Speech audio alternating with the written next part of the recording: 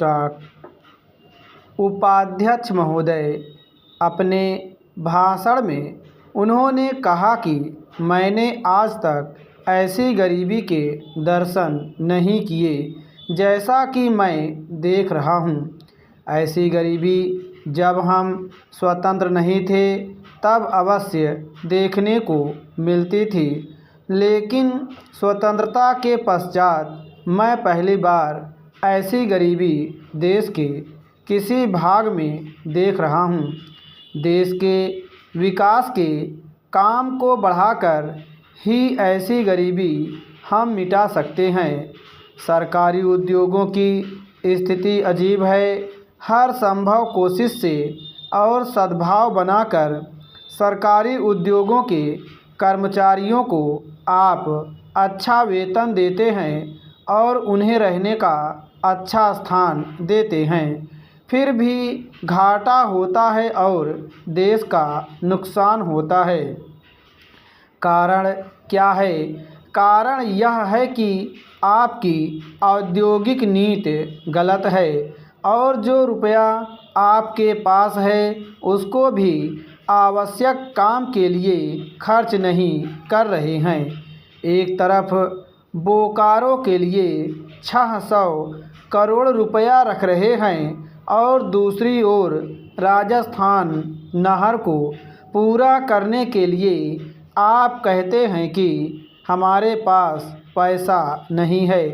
एक ओर महाराष्ट्र के अंदर आप नई चीनी मिलें खोल रहे हैं और दूसरी ओर उत्तर प्रदेश और बिहार के अंदर कारखाने बंद हो रहे हैं या जो उनकी क्षमता है उस पर पूरे तौर पर काम नहीं कर रहे हैं। यह कोई औद्योगिक नीति नहीं है। इसलिए यह कहना ठीक नहीं है कि हमारी औद्योगिक नीति सफल हुई है।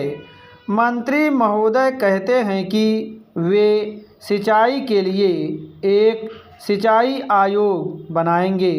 अच्छी बात है, मगर सिंचाई की क्या हालत है हमारे देश के अंदर, यह भी तो देखिए। जिस समय हमारे देश में कोसी बांध का काम शुरू हुआ था उस समय पाकिस्तान ने एक बांध पूरा कर लिया था। वहाँ उससे सिंचाई हो रही है और हमारे यहाँ इसका काम आधा भी नहीं हुआ है। राजस्थान नहर शुरू हुए कितने वर्ष हो गए हैं परंतु अभी भी वह बनी नहीं। हमारे यहाँ कोई ठीक तौर तरीका नहीं है। मंत्रियों और सांसदों के मकानों के लिए करोड़ों रुपए निकल सकते हैं, मगर देश के उद्योग के लिए, देश के किसान और मज़दूर के लिए जो रुपया चाहिए वह नहीं मिल सकता। उसके लिए रुपया नहीं दे सकते हैं। यह कोई उद्योग नीति नहीं है, यह एक खिलवाड़ किया जा रहा है।